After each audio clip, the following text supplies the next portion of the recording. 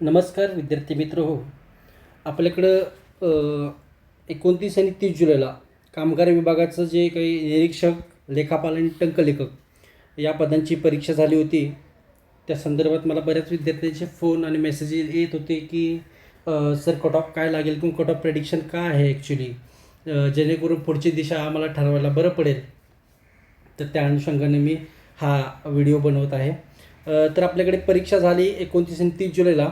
त्याच्यामध्ये महत्त्वाचं पद होतं निरीक्षक पदासाठी बरेच विद्यार्थी हे इच्छुक होते आणि याची पदसंख्या होते 62. तर आपण या गोष्टीकडे नंतर येऊ.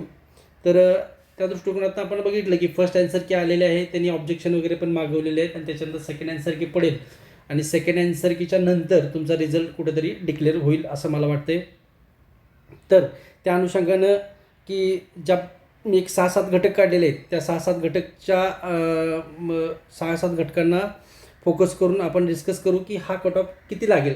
कारण अंदाजानं किती कट ऑफ लागेल किंवा घाईगडबडीनं व्हिडिओ बनवून चुकीचं काहीतरी माहिती देणं हे कुठंतरी मला चुकीचं वाटत होतं. त्यामुळे डिटेल माहिती व्यवस्थित ती कलेक्ट केली आणि त्याच्यानंतर मग आपण याच्यावरती बोलण्यासाठी हा व्हिडिओ बनवत आहोत. तर पहिला घटक जो आहे तो मुलांची पेपरला उपस्थिती आणि एकूण फॉर्म. आता आपण जर बघितलं तर जे निरीक्षक पद आहे त्या निरीक्षक पदासाठी जवळपास 33,000 इतके फॉर्म आले होते. म्हणजे खूप चांगल्या पद्धतीने फॉर्म इथे या ठिकाणी आलेले आपल्याला बघायला भेटतात. त्याच्यानंतर आता उपस्थिती किती, आता उपस्थितीसुद्धा याची अतिशय चांगली होती. 26,000 ते 27,000च्या आसपास कुठंतरी उपस्थिती आपल्याला पेपरला बघायला भेटत होती. त्यामुळे हा जो मुद्दा आहे की पेपरला अनुपस्थिती किती होती, तर अनुपस्थितीचा मुद्दा इथं उपस्थित राहणार नाही. कारण जवळपास 26,000-27,000 म्हणजे खूप चांगल्या पद्धतीने म्हणजे 85 ते 90% मुलं ही हजर होती पेपरला.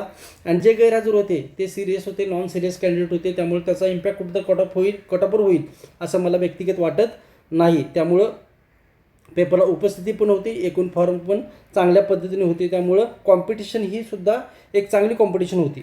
नंबर 2, एकूण जागा टोटल तुम्हाला बघायला भेटतात 62. आपण वर बघितलं कास्ट वाईज बघितलं तर ओपनला जवळपास 27-28च्या आसपास जागा आहेत. म्हणजे ओपनला सुद्धा चांगल्या जागा भेटत आहेत. कारण त्यांनी प्रत्येक कार्यालय वाईज म्हणजे मग कोल्हापूर असेल, सांगली असेल, सातारा असेल, पुणे असेल, छत्रपती संभाजीनगर असेल, अशा बऱ्याच ठिकाणी हे फॉर्म एक जागा ज्या विभागल्या गेलेल्या आहेत. त्यामुळे त्यांनी एक जागा ज्या ठिकाणी तिथे ओपनला ठेवलेली आहे.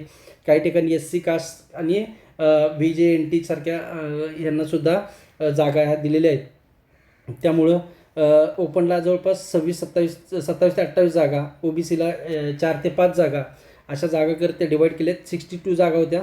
त्या जागासुद्धा ठीकठाक होत्या, असं नाही की जागा फार कमी होत्या असं पण नाही आहे. त्यामुळं 62 जागा आणि कॉम्पिटिशनसुद्धा तशाच पद्धती होती. त्यामुळं नंबर 3चा घटक आहे अभ्यासक्रम सोडून प्रश्न.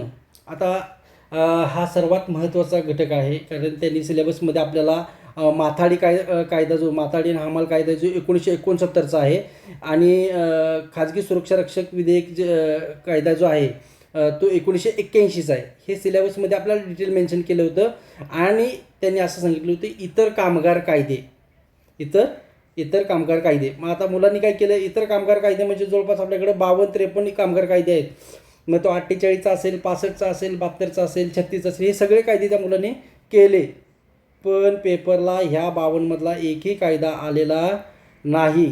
मग त्यांनी काय केलं, हे 1969 आणि 1981 सोडून इतर 3 कायदे पेपरला पडले. त्यामध्ये लोह आणि पोलाद कायदा 1973 वाला होता, खाजगी सुरक्षा रक्षक 2002 वाला होता आणि खाजगी सुरक्षा रक्षकचाच 2007चा कायदा देखील होता. हे 3 कायदे इतर की जे कोणी प्रेडिक्टसुद्धा केले नव्हते, जे कोणाला माहीत देखील नव्हते, असे कायदे हे 3 त्यांनी विचारले. ज्याच्यामुळं कायद्याचा जो 60 मार्काचा हे होता घटक होता, त्याच्यामध्ये पहिल्या दिवशीच्या मुलांना कुठेतरी ह्याचा इम्पॅक्ट पडलेला दिसून येतो फार मोठा. त्यामुळं अभ्यासक्रम सोडून त्यांनी प्रश्न विचारले. हे प्रश्न होते 25च्या आसपास, 24 ते 25 प्रश्न हे सिलेबस सोडून प्रश्न होते. त्यामुळे निश्चित ह्याचा कटऑफवरती इम्पॅक्ट होणार आहे. हे आपण डिटेल नंतर बघूच. नंबर 4, सर्व शिफ्टच्या पेपरची काठिण्य पातळी. आता बऱ्याच आपल्याकडे इथं 2 दिवस पेपर चालले आहेत, 29 जुलै आणि 30 जुलै. 29 जुलैला 3 शिफ्ट झालेल्या आहेत आणि 30 जुलैला 3 शिफ्ट झाले. म्हणजे टोटल 6 शिफ्टमध्ये पेपर आपल्याला झालेला बघायला मिळतं. आता प्रत्येक शिफ्टचं पेपर कसं काय, आता प्रत्येक शिफ्टमध्ये काय झालं की पेपरची जी काठिण्य पातळी होती ती कमी जास्त बघायला आपल्याला भेटून येते. असं ऐकण्यात आलं आहे की 29 जुलैची जी सेकंड शिफ्ट होती, तो सेकंड शिफ्टचा पेपर हा ची काठिण्य पातळी खूप हाय होती, म्हणजे खूप अवघड पेपर होता तो.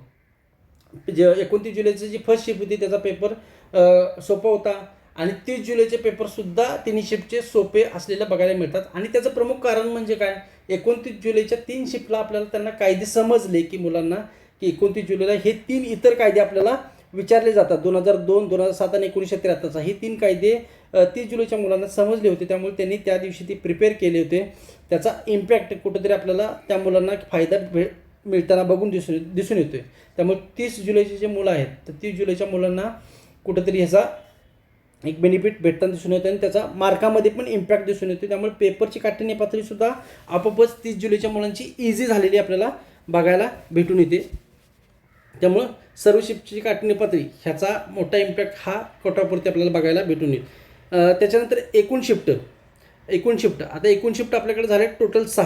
आता एकूण शिफ्टचा विषय काय की बऱ्याच मुलांचं म्हणणं आहे की नॉर्मलायझेशन होत असताना एकूण शिफ्ट जर जास्त असतील तर नॉर्मलायझेशनमध्ये मार्क खूप वाढतात किंवा हाय स्कोरिंग मुलांचे मार्क थोडेफार कमी होतात. तर इथं 6 शिफ्ट आहेत. पण माझा व्यक्तिगत अंदाज सांगायचं म्हटलं तर तुम्हाला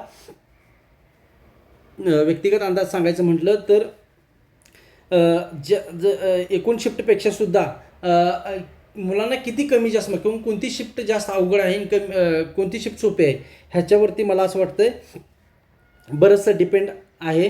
कारण समाज कल्याणचा जो पेपर झाला होता तिथं 140, तिथं पण 2च दिवसात पेपर झाला होता. तिथे 140 ज्याचे मार्क आहेत किंवा 136-37 मार्क ज्यांचे आहेत त्यांचे 172 मार्क वगैरे पण झालेले बघायला भेटणार. तिथं पण 6 शिफ्टमध्येच पेपर झालेला बघायला मिळतो. त्यामुळे 140वरनं ती मुलं 172 वगैरे पण झालेली मी बघितलेली आहेत. त्यामुळे एकूण शिफ्टचा इम्पॅक्टपेक्षासुद्धा आपल्याला कोणत्या शिफ्टचा पेपर अवघड आहे हे बघणं जास्त महत्त्वाचं वाटतं आहे. त्यामुळं टोटल शिफ्ट किती आहेत हा मॅटर मला असं वाटतं की कमी आहे. मुलांना असं वाटतं की जास्त शिफ्ट असतात. निश्चित पद्धतीनं जास्त शिफ्ट असतील तर ऑब्व्हियसली पेपरची काठिण्य पातळी वर खाली होणार आहे. कारण जास्त दिवस पेपर चालला तर मुलांना तयारीला सुद्धा, कारण पूर्वी जुन्या शिफ्टचे जे पेपर असतात पहिल्या दिवशीचे दुसऱ्या दिवशीचे ह्या शिफ्टच्या प्रश्न पुढच्या शिफ्टवाल्या मुलांना प्रिपेअर करायला तयारी करायला तेवढा टाईम भेटतो. त्यामुळं निश्चित पद्धतीनं पुढच्या पेपरांना टाईम भेटतो.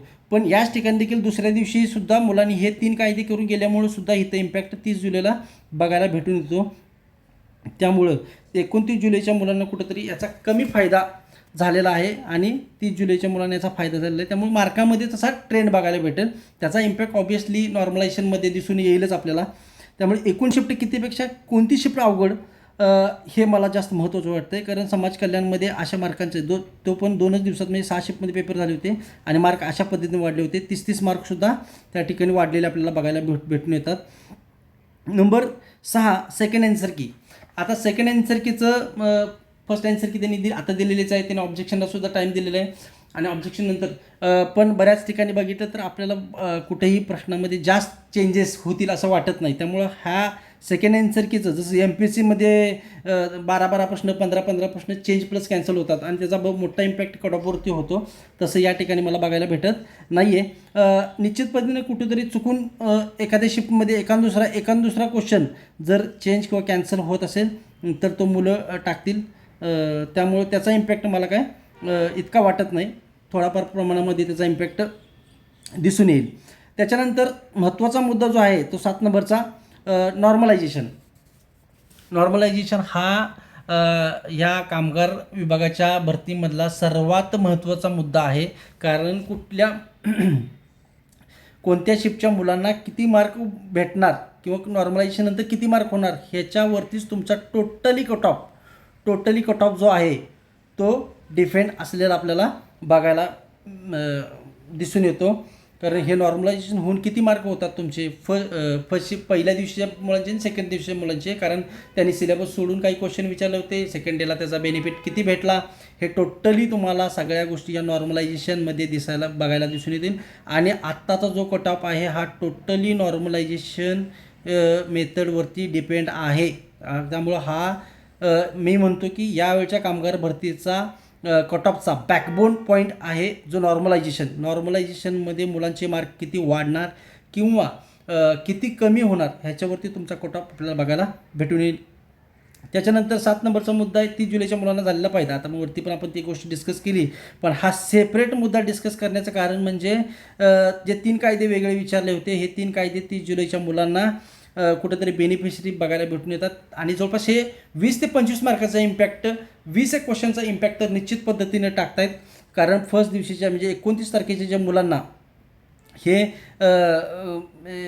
कायदे माहीत नव्हते किंवा ह्या सिलेबसमध्ये जे एक्स्ट्रा जे क्वेश्चन विचारलेत ह्याची कुठंतरी कल्पना नव्हती, त्यामुळे हे निश्चितपणे प्रश्न त्यांचे चुकलेले आहेत जे एक्स्ट्रा क्वेश्चन विचारलेले. त्यामुळे त्याचा इम्पॅक्ट आपल्याला दिसून येईल. त्यामुळे 30 जुलैच्या मुलांना निश्चित पद्धतीने एक हे भेटलं आहे, त्यांना एक चान्स भेटला आहे चांगला, तर तो नॉर्मलायझेशनमध्ये कुठंतरी इम्पॅक्ट बघायला भेटून येईल. आपण आता वरती बघू, इथं टोटल जागा ज्या आहेत त्यात 62 जागा आहेत. नॉर्मलायझेशन बघितलं आपण, नॉर्मलायझेशनमध्ये कोणते कोणते घटक बघा. फर्स्ट शिफ्टची ॲव्हरेज, टोटल शिफ्टची ॲव्हरेज, टोटल शिफ्टमध्ये 0.1% टॉपरची ॲव्हरेज, त्याच्यानंतर फर्स्ट शिफ्टच्या 0.1% टॉपरची जी ॲव्हरेज आहे ते पण बघायला भेटून येते. त्याचबरोबर तुमच्या शिफ्टची ॲव्हरेज काय आहे, हे सगळे घटक म्हणजे जवळपास 7 ते 8 घटक या ठिकाणी नॉर्मलायझेशन मेथडमध्ये बघायला मिळतात. त्यामुळे नॉर्मलायझेशन हा आत्ताच्या कट ऑफमधला मला वाटणारा सर्वात महत्त्वाचा फॅक्टर आहे आणि ह्याच्यावरतीच तुमचं डिसाईड होईल की कट ऑफ किती लागतो आहे. आता आपण जाऊया कट ऑफकडं. कट ऑफ मला असं वाटतं आहे की जागा आपल्याकडं टोटल 62 आहेत. 62 जागेसाठी मला असं वाटतं आहे ओपन मुलांचा कट ऑफ जो आहे तो 107 आफ्टर नॉर्मलायझेशन. मी नॉर्मलायझेशन आधीचं विचारत नाही किंवा रफ स्कोअरवरती विचार नाही, कारण आत्ताच्या पेपरमधला महत्त्वाचा फॅक्टर हाच आहे. बऱ्याच जणांना 90सुद्धा मार्क आलेत, 88 मार्कसुद्धा आलेत 30 जुलैच्या मुलांना. पण तुमचे मार्क 29 जुलैच्या मुलांचे मार्क किती वाढणार हेच ठरवणार आहे किंवा तुमचे मार्क किती कमी होतील हेच ठरवणार आहे कट ऑफ. त्यामुळे मी आफ्टर नॉर्मलायझेशन मी सांगेन की 170 ते 172पर्यंत तुमचा ओपनचा कट ऑफ लागू शकतो. तो मॅक्सिमम 173 वगैरेपर्यंत पण जाऊ शकतो. अशा रेंजमध्ये तुमचा ओपनचा कट ऑफ राहील. त्याच्यानंतर मी येईन OBCकडे. OBCला मला असं वाटत नाही की जास्त जागा आहेत, तिथं 4 ते 5च जागा फक्त ठेवलेल्या आहेत. त्यामुळं हा कट ऑफ कुठंतरी 165च्या दरम्यान हा OBCचा कट ऑफ राहील. त्याच्यानंतर मुलींचा जो कट ऑफ आहे, मुलींना देखील तिथं जास्त जागा बघायला भेटत नाहीत, 6 ते 7 जागा आहेत. तर मुलींचा कट ऑफ कुठंतरी 160 किंवा 158च्या आसपास हा बघायला भेटेल मुलींचा कट ऑफ. आणि मग इतर EWS असतील किंवा इतर कास्ट SC कास्टलासुद्धा जागा आहेत, जवळपास 7 ते 8 जागा आहेत, 8 ते 9 जागा आहेत. तर तिथं मला असं वाटतं की SC कास्टचा कट ऑफ 150च्या आसपास किंवा 150 152च्या आसपास कुठेतरी कट ऑफ हा SC कास्टचा लागायला पाहिजे. त्यामुळं ओपन 170 ते 172, OBC 165च्या दरम्यान कुठेतरी कट ऑफ लागायला पाहिजे. SC कास्टचा 150 ते 52च्या दरम्यान कुठेतरी कट ऑफ लागेल असं मला वाटतं आहे. येणाऱ्या काही दिवसामध्ये सेकंड आन्सर की येईल आणि नॉर्मलायझेशन होऊन स्कोअर दिसेल आणि निश्चित पद्धतीने कट ऑफ अशा पद्धतीने नॉर्मलायझेशन खूप महत्त्वाचं आहे आणि आफ्टर नॉर्मलायझेशन असा कट ऑफ बघायला आपल्याला दिसून येतो. तर बघू आपण रिझल्ट लागल्यानंतर सुद्धा एक व्हिडिओ बनवू. तुम्ही कमेंट करा खाली, तुमचे स्कोअर देखील सांगा या व्हिडिओच्या खाली. त्याचबरोबर MPSC ब्रेव क्लब या चॅनलला तुम्ही सबस्क्राईब हे चॅनल जॉईन करा, आपल्या व्हिडिओला सबस्क्राईब करा आणि जास्तीत जास्त तुमचं लाईक आणि कमेंट करा, जेणेकरून तुम्हाला तुमच्या कट ऑफचा अंदाज येईल. परत पुन्हा भेटू आपण याचा निकाल लागल्यानंतर. धन्यवाद.